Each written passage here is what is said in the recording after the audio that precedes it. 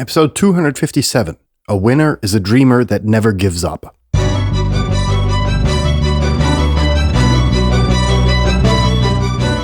You're listening to the very best podcast in the world on health, wealth, and happiness.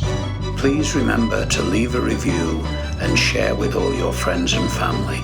And here is your host, Lars Hilser.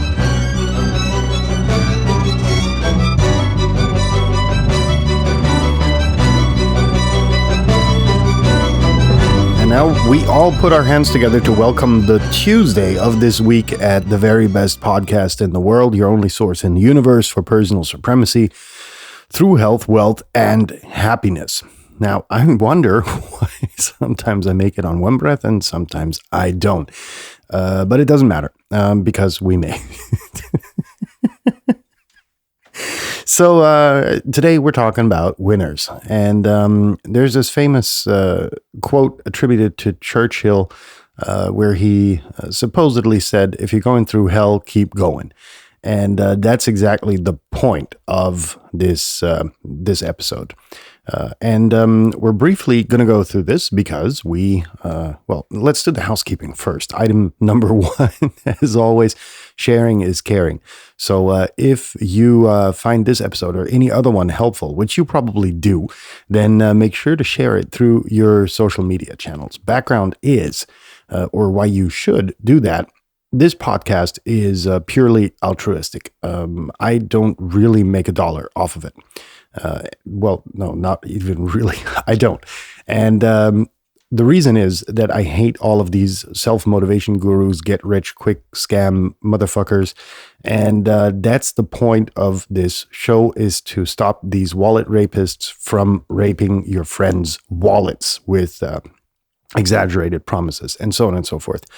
So you get similar, if not the same content here, only that it's free.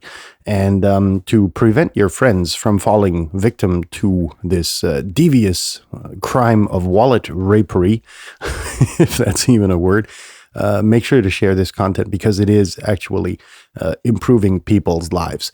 Item number 2 is, as always, views are my own, yada, yada, blah. Don't reflect anyone else's blah, blah, blah.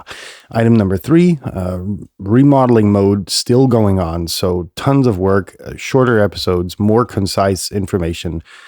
Boom. So now that we have that covered, what is this about? It's about the hardships of entrepreneurship, really. In that, most people only see the successful people for what they currently are. And the fact of the matter is that these people went through hell. Well, a lot of them, if you don't, have a multi-million-dollar trust fund from mommy and daddy, you're going to have gone through at least waist-deep shit to get there. And you're going to have had your fair share of unpaid bills and, negotiating with debt that you owe to someone and so on and so forth. That always happens. Anyone who tells you otherwise is a liar. And success comes from pulling through, from really grasping onto your dreams and believing in them to a degree that you can actually convince people of your dream, without even a shred of doubt in your product or service. And that's what dreams are about. Essentially, that's what makes a dreamer a dreamer.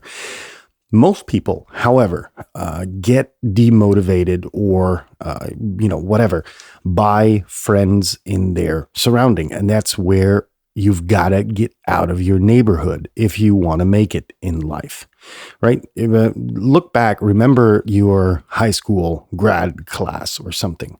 Where are most of those people? Maybe where are you? Do you want to change that? Are you comfortable? Right? Those are the questions you have to ask yourself primarily. If you want to break out of that, and if you really want to make it in life, you're going to have to get out of those circles because they're holding you back. There's this, this meme the other day, which said, if you want to drive a Rolls Royce, don't talk to Toyota drivers, right? And that's really the point of the entire message here, right? So from my perspective, when I went and started my first enterprise, which was a web design firm, I had a really difficult time because I forgot, certain things. Hey, you need clients, right? And I thought that my products were so good and my services were so good that, and I was convinced beyond a doubt that, all of the shit I was selling was, the 10 commandments written on the tablets, and I just brought them down from the sky and delivered them personally. Well, no, right? Because the stuff I was selling was good, and today it is standard, but 10 years, 20 years, I don't know when I started. What was this about? 15 years ago.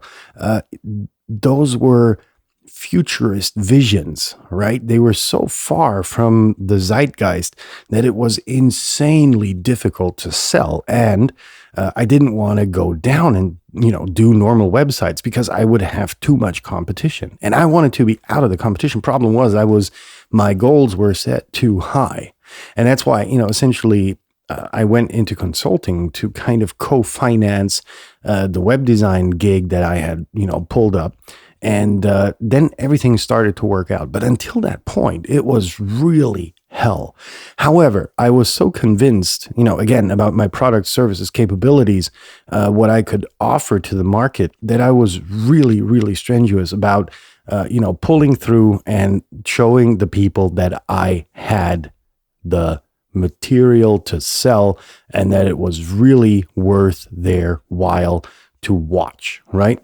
At the end of the day, I tried to prove to others, right, that I could sell this. And I took all of this despair that people were throwing at me and all this shit about, you want to put up another web design firm? There's tons of them and the internet is dead and yada, blah.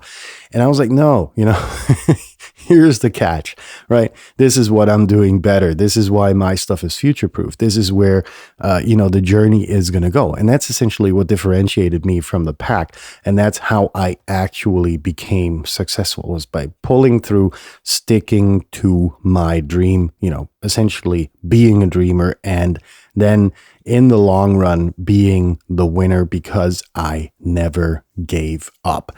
And that's the message of this episode, is really that you shouldn't give up. You should stick to your dreams no matter how crazy they are. And you should believe in them, to a degree where it's gospel, right? And then you start selling that stuff and people will then start to buy it. Now, I hope I was able to bring that point across vividly. And in that sense, hope you have a good rest of your Tuesday. If you've already had your Tuesday, have a good night. Leave your hands above the blanket, and we will be in touch tomorrow when we're going to be talking about the only 3 things you should be working on right now. Peace out. See you tomorrow, folks.